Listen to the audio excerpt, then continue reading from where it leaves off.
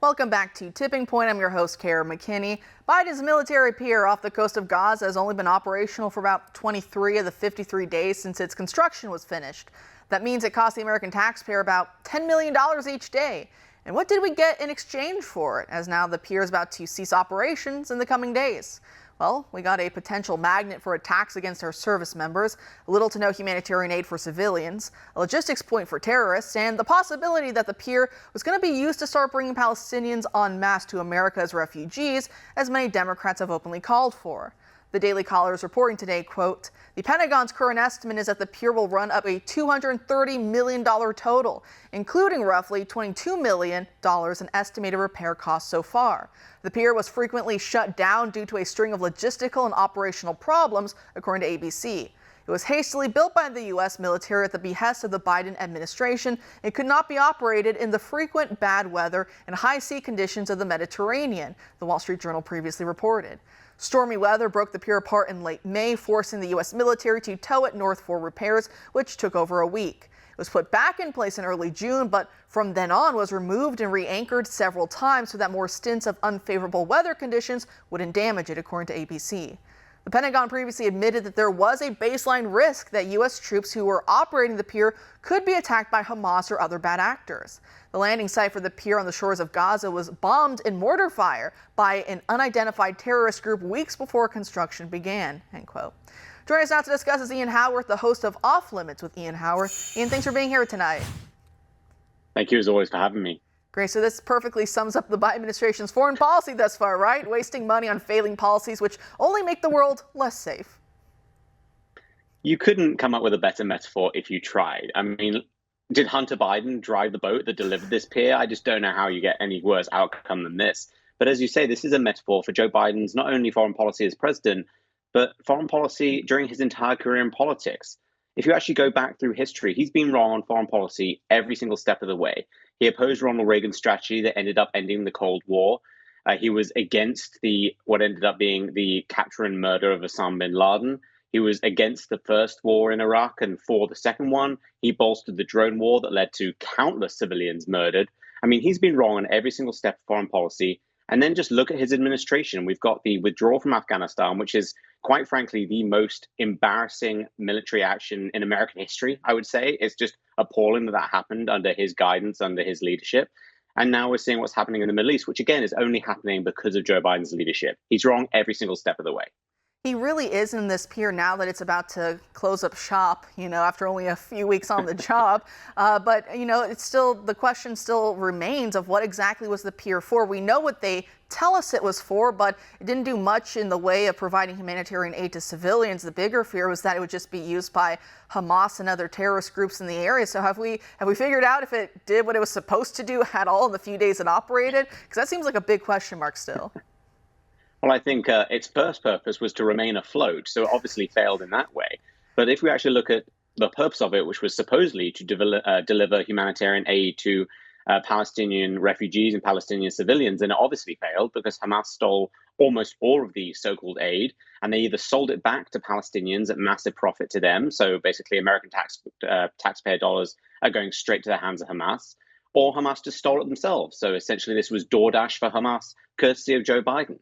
It's such an embarrassing failure. But the problem is with Joe Biden is there are so many embarrassing failures. The man can barely stand up on national TV. And so that something like this almost is part of the daily course for him. This happened under any other president. Imagine this happening under Donald Trump. It would never happen under Donald Trump, of course, because Hamas wouldn't have attacked Israel on October 7th under Donald Trump. But just imagine how the media would respond if Donald Trump wasted $10 million, let alone $230 million on a pier that ended up feeding terrorists before sinking into the Mediterranean. I mean, a comedy writer couldn't write something more ridiculous than this. Absolutely absurd.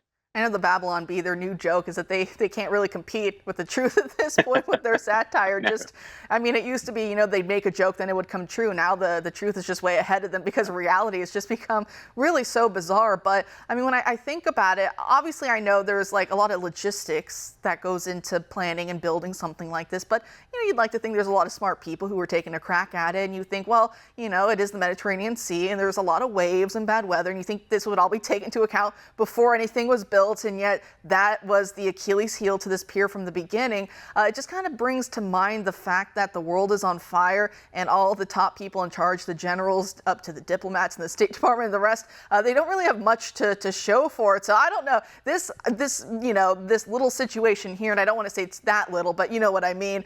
It kind of pretends to so much else, right? That these are the kinds of people we have in charge. They couldn't even get a pier to float around for a few months at best.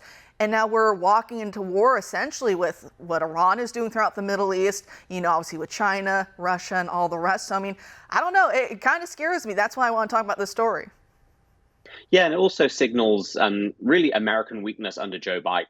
I think the American military is obviously the strongest in the world. It has some of the best, and in many cases, the best people in the military in the world. But if we actually look at the political layers here with Joe Biden at the head, it's endless mistakes and it's endless examples of weakness. This pier is an example of weakness. Rather than actually supporting Israel, which is an American ally, against Hamas, who murdered and took Americans hostage on October 7th, by the way. It wasn't just a so-called foreign war. There were Americans hurt during this. He's essentially feeding the enemy. And it's one thing to try and feed innocent civilians who are actually being hurt during conflicts, and they absolutely are, but this was never going to achieve that.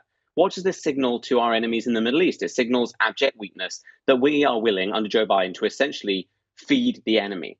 You think China is noticing this and might think, maybe we should take advantage if Donald Trump's going to win in November? Their time period is closing for when they could take Taiwan. So many American enemies are watching this with a bucket of popcorn and laughing right now.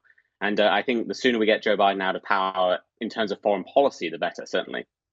And that's, like we were saying, that's the really scary part here. And, that's why that's the joke of Secretary of State Antony Blinken when he travels the world with Biden. Do you notice his face? He's always cringing. He's kind of cowering in the back behind Biden, like, no, don't say that. Don't do that. On and on it goes. And because Biden's just, as we know, obviously he's not all there. He's not, even if he was the man he used to be a few decades ago, it's not like that would be much better, right? Then he would just be intentionally doing these things. Now there's some other issues going on, but, and that's where we find ourselves with a lot of these issues. But I use that to pivot, though, to just elites in general. I want to get your take on this story. I know we're coming up on time, but just before I let you go tonight, of Alex Soros, right? The son and inheritor of George Soros's massive empire, and he's proposing to none other than Huma Abedin, former top Hillary Clinton aide, obviously the former wife to Anthony Weiner, the sex pest himself. Just lastly, before I let you go tonight, with the adults back in charge, any last thoughts here? Yeah, I mean, it's just the incestuousness of the DC elite, isn't it? It's sort of the one tiny bubble of people who are just all involved with each other. I'm sure Hillary Clinton gave the green light for this particularly romantic couple. And I think we should just look forward to these two people pulling the strings in the background for the future, because that's what George Soros has been doing for decades. And he's responsible for really a lot that is wrong under the radical left in America. And I think just the Soros money is going to continue pushing things in the wrong direction. And it's up to people like us and true Americans and true American patriots to push back against it. And that's all we can do. And I think when powers that be come together, all they want is more power. And so that's what we've got to be aware of. Yep, everything they warned would happen under President Trump, right? World War III, this would happen, that would happen. Now it's happening under their watch, right? But they're the smart ones in the room. Ian, always a pleasure having you on. Thanks for joining us tonight.